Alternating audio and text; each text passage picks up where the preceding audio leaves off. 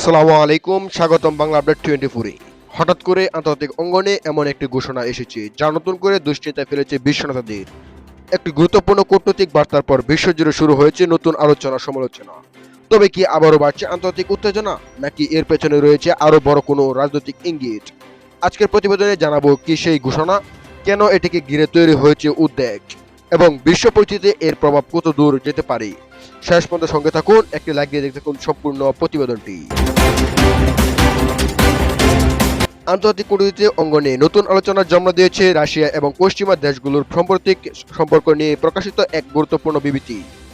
সাম্প্রতিক এক সরকারি বক্তব্যে রাশিয়ার পররাষ্ট্র মন্ত্রণালয় জানিয়েছে বর্তমান বৈশ্বিক নিরাপত্তা পরিস্থিতি দিন দিন আরো জটিল হয়ে উঠেছে এবং বিশ্ব শক্তিশালীগুলো ওর মধ্যে ভুল বোঝাবুঝি বাড়লে তা আন্তর্জাতিক স্থিতিশীলতার জন্য বড় ঝুঁকি হয়ে দাঁড়াতে পারে। এই বক্তব্য প্রকাশের পর ইউরোপ এবং যুক্তরাষ্ট্রের কূটনৈতিক মহলে শুরু হয়েছে নতুন আলোচনা সমালোচনা। বিশ্লেষকরা বলছেন বিশ্ব রাজনীতির ধর্ম বর্তমান অবস্থায় এই ধরনের মন্তব্য শুধু সাধারণ বার্তা নয়, বরং ভবিষ্যৎ পরিস্থিতির ইঙ্গিত হিসাবে দেখা হচ্ছে।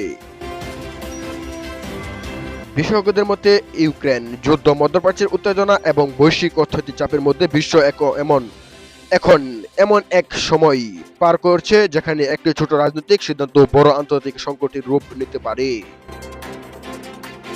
রাশিয়ার পক্ষ থেকে আরও বলা হয়েছে বর্তমান পরিস্থিতিতে সব পক্ষের উচিত সংযম দেখানো এবং সংঘাতের বদলে আলোচনার পথে খেলা রাখা। তবে পশ্চিমা কূটনৈতিক সূত্র বলেছে এই বক্তব্যের ভেতরে রয়েছে কঠোর কৌশলগত বার্তা, যা আন্তর্জাতিক শক্তিগুলোর জন্য এক ধরনের সতর্ক সংকেত হিসাবে বিবেচিত হচ্ছে।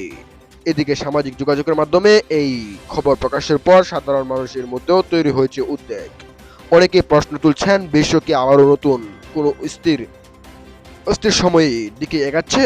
যদিও এখন পর্যন্ত কোনো পক্ষ সরাসরি নতুন সংঘাতের কথা বলেনি, তবু আন্তর্জাতিক পর্যবেক্ষকরা বলছেন পরিস্থিতি খুব কাছে থেকে নজর রাখা দরকার। এই প্রতিবেদন থেকে আপনারা কি মনে হয়, এই নতুন ঘোষণার পর বিশ্ব পরিস্থিতি কি আরো জটিল হয়ে উঠতে পারে, নাকি যুদ্ধ পরিস্থিতি ঠান্ডা হবে?